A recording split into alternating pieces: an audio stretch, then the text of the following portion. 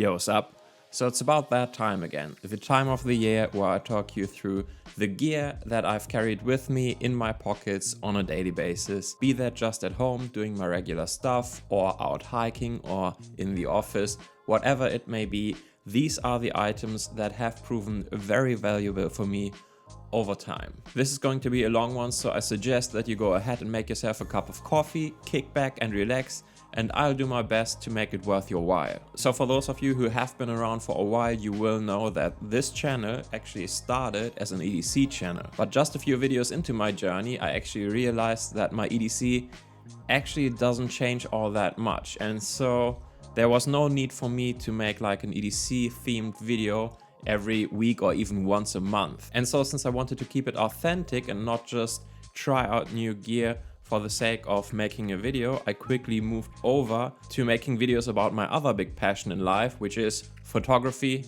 and camera gear. But still, even though my EDC system is more sort of slowly evolving and not just changing all of the time, after a year or so, I actually think there are some quite interesting updates. And so I say, let's hop onto my merry bandwagon of degeneracy that is going straight to hell. Let's get into it. So to bring a bit of order to the chaos, I decided to split this video up into different segments, and I suggest that we start first with my core EDC. So the things that I keep on my person pretty much every day from the moment I wake up to the moment I go to bed at night. Now, some of you may know that I recently became a father about 3 months or so ago, and that obviously also had a huge effect on the things that I carry with me on a daily basis. More on that later though. But first, let's start with the phone. I actually have bought a new iPhone 15 Pro last fall, but this is hardly worthy of discussion in this video. I do of course keep it in a quad lock case, at least most of the time, because this guy is bulky AF. But it does allow me to quickly attach my phone to my glorious Triumph Scrambler if I want to, or my mountain bike I guess. Other than that, it is just a boring phone, so let's quickly move on to my wallet. So for many years now I have carried this beautiful Shell Cordovan wallet by Taurus Camp called the Grain Wallet. I might have even gone on record stating that this is the best wallet on the market that I know of. And I still actually stand by that statement, but that doesn't mean that I don't like to just switch things out every now and again for a variety of reasons. And so as of late, I have found myself carrying this beautiful Sacred wallet again. It is a very basic concept nowadays. You get this aluminium card holder with a pull-up lever, and the entire thing is wrapped in leather. It can hold up to 8 cards overall, or in my case, 6 cards and 2 card-sized tools. More on that in a minute though. Because first, I have to give credit where credit is due, because over the past 6 months or so, I have actually mostly been carrying this Bellroy wallet. Now why is that, I hear you ask? Well, allow me to explain. This Taurus Camp wallet is beautiful in every way and made out of a single piece of leather that is wrapped around itself to create this beautiful shape and then stitched together at the bottom. A very sturdy and elegant construction indeed, and it does keep a fairly slim profile. But that also means that there are still several layers of leather stacked on top of each other, and that just adds to the thickness. Now that of course is not a problem as long as you just carry like 6 to 8 cards, but as soon as you start adding other gadgets and gear, this guy can get pretty beefy. Now this Bellroy wallet on the other hand has genuine leather sidewalls that are so thin that I wonder why I can see through them. So even if you factor in the lining and the 2 pockets on the inside, it's still considerably thinner than the Grain wallet. And that in turn allowed me to pack all kinds of crap in here while still keeping a somewhat reasonable profile. So aside from my regular 6 cards, I have this stainless steel EDC card in here. This allows me to fasten all kinds of nuts and bolts and is particularly handy when I'm out and about on my bike or motorcycle. It just works if I have to tighten something up that has rattled loose in a pinch. Also, as a side benefit, it does give the entire wallet some much needed support, which makes sure that my cards won't malfunction because they have been bent too much. And in order to protect my other cards from being scratched up by this all steel construction and some of the sharper edges on here, I keep it out of the way in this side pocket. The other new addition to my wallet setup is this, the Victorinox Swiss Card Nail Card. Now this is essentially a credit card sized multi-tool. There are many variants of this, but the one that I have does actually not have a knife, but instead it features a rounded off glass nail file. So for one, it is airplane travel friendly, and also it is particularly great for trimming the nails of our newborn. because that little guy has a tendency to scratch up his own face like crazy. This nail file is rounded off, so no fear of accidentally hurting his little fingers. It honestly even kind of looks like his actual baby nail file that we have at home.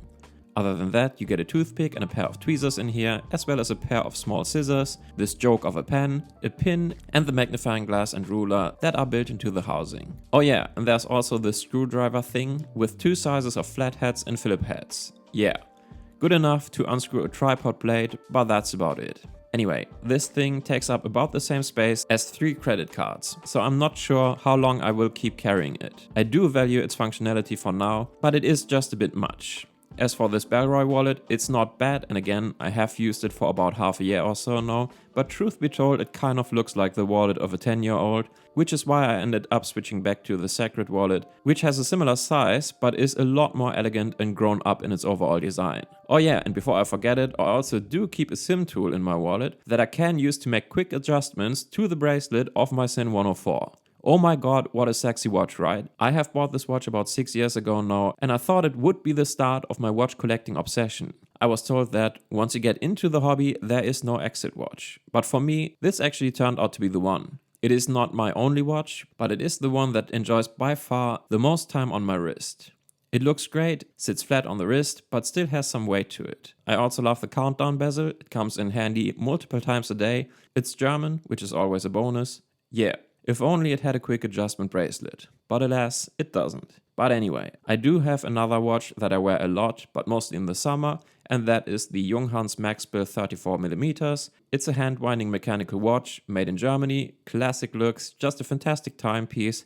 And then there is the other watch that I always return to because it's just too damn useful, and that is my Apple Watch. Now I have the cheapest one, the SE2, but I see no reason to upgrade as this does everything I wanted to do, and I have a bit of a love-hate relationship with this watch. I really don't want another screen in my life, and certainly not one on my wrist all the time, but I do like it for tracking sports and activities. And so I wear it in my day-to-day life occasionally for various reasons, and I do have a couple of different straps to make it just a bit more bearable, but for the most part, I just use it when I'm out on a run or at the gym. And so what I usually do is that I put on the Apple Watch in the morning when I leave the house, and I head to the gym before work, and after I'm done with my workout, I just take out my beloved SIN 104, which I keep all warm and protected in my gym bag inside of this beautiful Nordform leather watch roll. What a great segue to the sponsor of today's video, Nordform.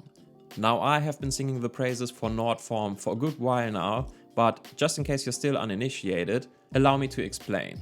Nordform is a Danish company that makes all kinds of leather goods to fit both your office and travel needs. Their products are not only well made from high quality leather and available in a variety of attractive colors, but also come in at a reasonable price. I'm a huge fan of their products and I use their worker bag, the watch roll and the leather desk mat on pretty much a daily basis, and so I'm very happy and proud to have them as a sponsor. And so if you also want to treat yourself to some high quality, reasonably priced leather products that just make your everyday life feel that bit more special, I suggest that you head over to nordformstore.com and have a look around. I promise you, you will not be disappointed. And so thanks again to Nordform for sponsoring today's video.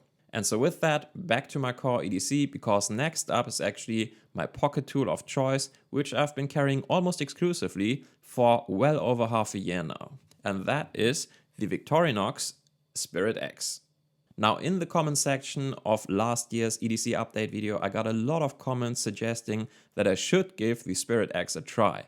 But to be honest, first I thought that this wouldn't make any sense for me because I have no need to carry a pliers-based multitool in my day-to-day life all of the time. But as is so often the case, curiosity eventually got the better of me, and so I ended up buying one, and I was hooked pretty much immediately. Now it is still true that I don't necessarily need to have a pair of pliers on me all of the time, but it has certainly come in handy a few times, and also there's just no drawback here. I mean, look at it, especially from the side. The Spirit X is about as thin as a Victorinox compact. Now granted, it is obviously a lot heavier and wider, but I honestly don't mind that for the added functionality. Also, just in terms of the ergonomics and how it feels, this is by far the best multi-tool that I've ever used. It feels way better than the Leatherman Rebar or Wave, and those are by no means bad. It's honestly just a joy to use. Sadly, I don't think we have time to go through all of the tools on here, most of which are pretty self-explanatory though, but I wanted to at least mention that all of the tools that live in the handles of the Spirit X are locking, which is great, and I also just prefer to have them accessible all of the time so that there's no need to open the handles just to get to your screwdriver like you have to on the Wave or Rebar. And for all of you who like to carry a knife and use it to open boxes, but are also super annoyed by constantly having tape residue on your precious blade, you will probably love this package opener just as much as I do. It is indeed a godsend. So yeah, the Spirit X is actually absolutely fantastic as an EDC multi-tool, and so I guess thank you for the recommendation. Next item on the list is my little flashlight, which is still either the Rovivon A2 or the A8X. Both of these tiny powerhouses can put out 650 lumens on their highest settings, they charge via USB-C and easily fit into my coin pockets. Other than its full metal sibling, the A8X sports a translucent body which features a UV light, a red light and a warm white ambient light.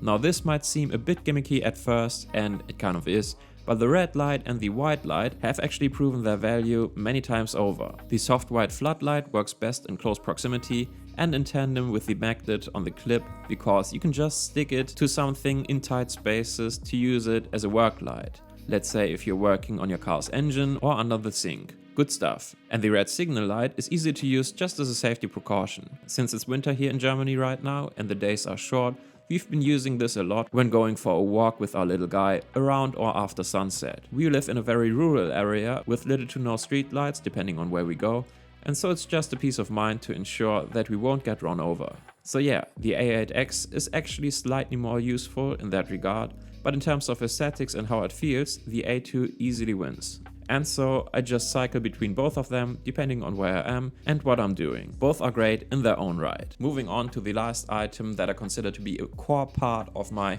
on-body EDC, and that is just the plain and simple handkerchief. This is nothing fancy, just a super basic cotton handkerchief which you can get for a dime a dozen from Amazon. They are not meant as a backdrop for EDC posts on Instagram like in the olden days, but rather just a very useful thing to have on me, especially since we now have a newborn around. I don't think this needs any further explanation. I am sure that most parents will be familiar with the kind of issues that I'm talking about. Comes in handy all the time, it's washable and therefore reusable. Highly recommended, especially when you have small kids, but even if not, just give it a try, you might end up using it a lot more than you would think. And that's it for my core on-body EDC. Now there's another essential item that I always have with me, but I don't carry it in my pockets, but rather in my jacket pocket or my bag, and so therefore I wanted to mention it separately. And that is my keyring setup. I use this cheap leather fob thing from Don Bolso to keep my keys from rattling around or poking a hole into my jacket pocket.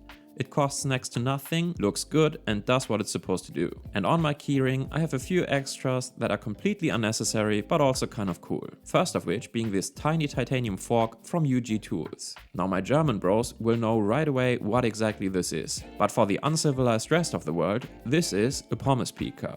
It's used to eat currywurst and fries, aka some of Germany's finest cuisine. Now the fine establishments that serve such high cultured slop will usually provide you with one of these, but made from wood or plastic. And since those are not only incredibly wasteful, but also have a tendency to break just about halfway through your dinner, this is a way more fancy and sustainable alternative. It comes with this titanium sheath, I guess, which attaches to the keyring, and it makes the most glorious sound when you pull it out. Yeah, what's not to like? Well, the price of course, but let's not talk about that. It makes little sense to have this on you, let alone pay the hefty price for it. Overall, it's just really stupid and I love it. And so in order to have a full tiny knife and fork setup on here and also add just a splash of color, I decided to also put this complementary tiny Opinel number 3 or 4 on here.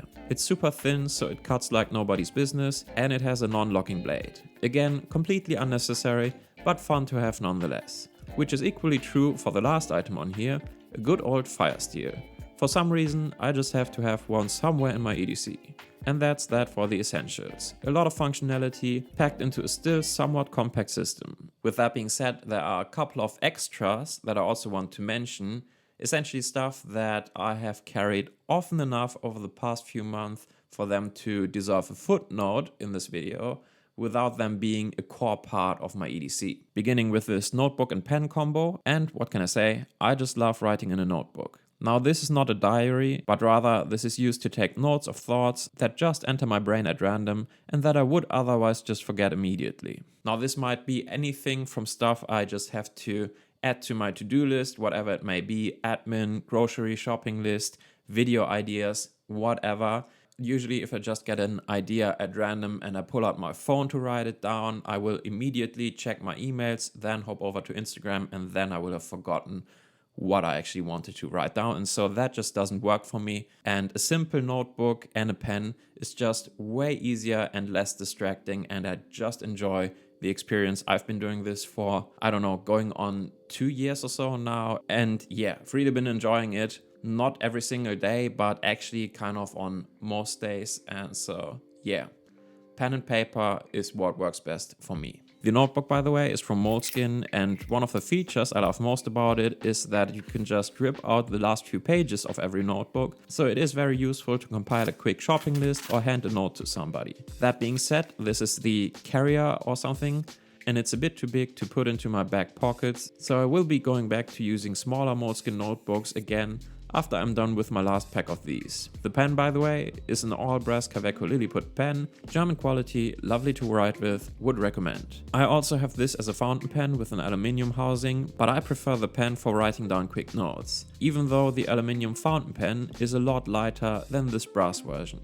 I might just have to get myself an aluminium pen as well, we shall see about that.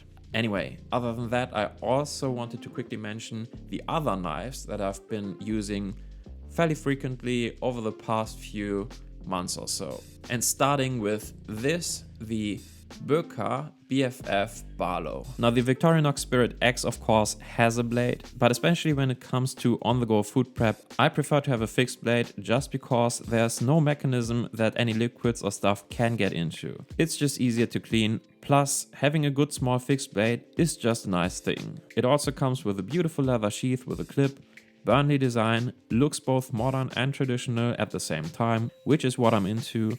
A pin construction made in-house in Germany by Böker, just beautiful. Now at this point I think that I should actually mention that I have been in contact with the marketing team over at Böker and that they actually wanted to send over a BFF Barlow and the BFF Packlight, but I guess that somebody over at Böker just came to their senses and they decided to just ghost me, and so I haven't heard of them in quite a while, which I guess is good for them because I just became a new customer and I just went out and bought this guy because I just didn't want to wait any longer.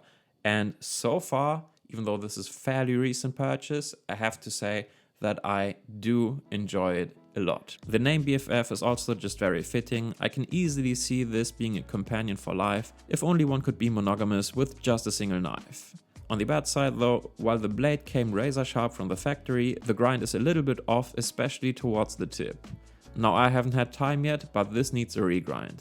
Not a big deal for me, as I usually do a regrind on most knives I buy anyway, because most knives are just way too thick behind the cutting edge out of the box. But coincidentally, that is actually not the case with this one, because aside from the offset grind towards the tip, this is actually beautifully done and surprisingly thin behind the edge.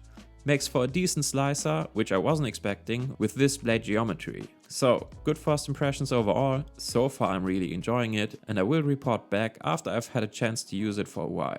But there are of course days where I want to go a little bit more lightweight or just carry something else for the fun of it. And on those days, I usually carry either my Victorinox Harvester, aka Swiss Army 7, still one of my favorite SAKs of all times, or the Huntsman Wood, which I have bought about a year ago, and it is actually probably even slightly better than the Harvester. And then last, but certainly not least, my Chris Reeve Menandi. I have just recently started carrying it again. It's not the most useful knife of all times, and I really don't like the hollow grind, but my god, it is a work of art and I love it. I bought it as a grail knife and I'm still very happy to have it. It costs a pretty penny, and right now there is a 6-year lead time to get one of these bad boys, but yeah, it's light as a feather, looks stunning, cuts well enough, the action is smooth as butter, and it just brings a smile to my face every time I use it. But anyway, this video has been going on for long enough. To all 3 of you who are still watching, thanks for soldiering through. Your dedication is well and truly appreciated. Please consider subscribing if you're into EDC, camera gear, photography, bags, backpacks, and all of that good stuff. And I will see you in another video. Until then, take good care. Bye.